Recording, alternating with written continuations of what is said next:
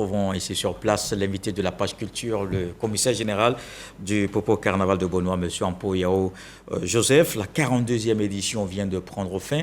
Alors tout de suite, ce qui est curieux, c'est que ça fait 42 ans, sinon 42 éditions que le Popo tient, mais c'est une longévité à saluer.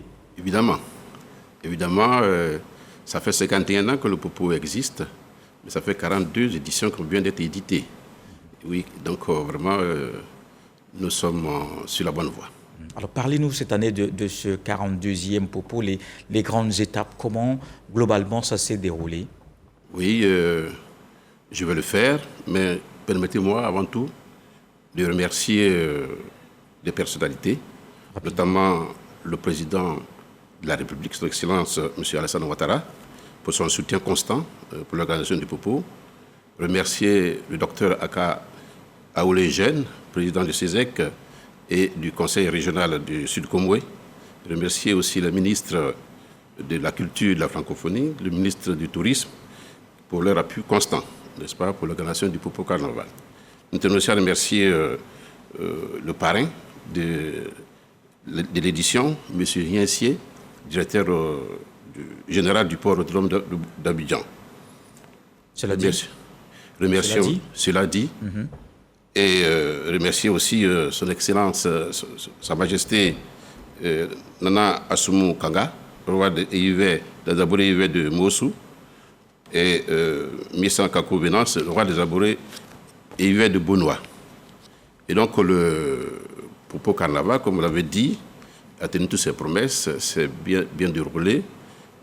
Cette année, il faut dire que tout ce qui a été programmé a été bien exécuté.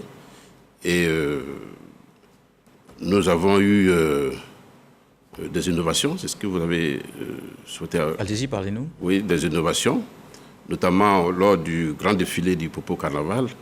Nous avons cherché à primer, n'est-ce pas, la meilleure création scénique du défilé. Nous avons initié le concours de beauté Valet Koukoulou, ce sont des dames d'une taille inférieure à 1,68 m. Et nous avons aussi créé un village d'intégration, n'est-ce pas, pour permettre le brassage culturel avec les peuples vivant avec les Abourés et les peuples venant d'ailleurs. Nous avons aussi créé un circuit touristique. Et ce circuit touristique nous a été offert gratuitement par le ministre de la Culture à la découverte de l'île Boulé, avec nos hôtes, les Américains, qui sont venus nous rendre visite, de même qu'une Brésilienne aussi qui faisait partie de la délégation. Il y a eu aussi la formation de l'entrepreneuriat des femmes sur le module GERM 1, financé par le FDFP. Et, il y a eu certainement plusieurs choses à faire, mais on va regarder juste une idée avec Patricia Omouetia et on se retrouve. D'accord. 42e édition du Popo Carnaval, un symbole pour les populations du peuple abouré et hiver de Beaunois. Et c'est tout à l'honneur des autorités administratives et traditionnelles de Beaunois. Cette édition 2023 du Popo Carnaval de Beaunois est aussi particulière parce que le commissariat général a mis un point d'honneur sur les langues maternelles, raison pour laquelle le thème est les langues maternelles, outils de diversité culturelle et instruments de paix. Selon le représentant du maire de la commune de Beaunois, le Popo Carnaval doit se hisser au même titre que le Carnaval de Rio au Brésil. Nous avons à cœur de créer une banque de données relative à la culture et à la tradition abourée afin que le riche patrimoine culturel abouré soit accessible au monde entier en un clic. Pour le représentant du ministre de la Culture et de la Francophonie, le Popo Carnaval contribue au développement de notre pays.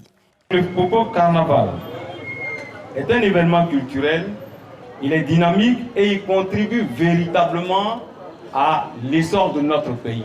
En opérant un tel choix, vous démontrez à plus d'un titre que le secteur des arts et de la culture est le principal vecteur de rapprochement des peuples. Cette 42e édition compte des innovations de taille, notamment le prix de la meilleure création artistique et de la meilleure représentation scénique, la journée des entreprises locales et l'élection de la plus belle femme abourée. Alors, cette année, vous avez mis l'accent sur la promotion des langues maternelles. Ça donnait quoi comme contenu, comme activité? Oui, les langues maternelles, nous savons qu'elle est propre à chaque communauté. Et donc, nous sommes en train d'assister à une perte drastique de ces langues, que nous parlons de moins en moins. Nos enfants et nos petits-enfants ne comprennent plus ces langues. Et donc, nous devons, donc, à travers ce propos, nous avons souhaité que nous revenions sur le parler de ces langues. Et donc, au cours des concours de beauté, nous avons demandé aux candidats, n'est-ce pas, de se prononcer dans leur langue. Si tu es abouré, tu parles abouré. Si tu es une autre ethnie, tu parles d'une ethnie. Et ça va nous permettre donc de savoir que nous ne sommes pas en train de perdre totalement nos langues maternelles. Et cela a permis de le savoir. Il y a eu des candidats qui avaient peut-être des difficultés, d'autres pas. Ou comment vous avez regardé après tout cela? Oui, c'était moyen.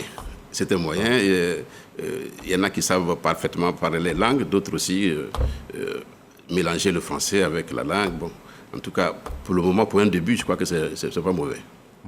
Alors, je veux dire, à partir de maintenant, vous pensez certainement à l'édition prochaine, à la 43e édition. On s'attend certainement à des innovations. Vous avez reçu beaucoup d'invités qui sont venus d'ailleurs, mais d'autres d'ici. La 43e édition, certainement avec d'autres innovations, si on peut en parler. Oui, évidemment, on peut en parler. Disons que la 43e édition, c'est pour peut-être à partir du 1er avril 2024. Et il y aura des innovations, certes. Cette année, nous avons fait concourir les maquis. Donc, nous allons poursuivre dans ce sens à créer un prix sectoriel, n'est-ce pas, pour permettre à tous les secteurs d'activité, n'est-ce pas, de compétir, donc de se parfaire. Et donc, c'est une grande innovation. Nous allons aussi profiter de ce laps de temps avant le début de la 43e édition, de faire le toilettage de nos textes, les statuts règlements intérieurs, n'est-ce pas, du Popo Carnaval, pour plus de performances. Et donc, nous c'est ce à quoi il faut s'attendre pour 2024.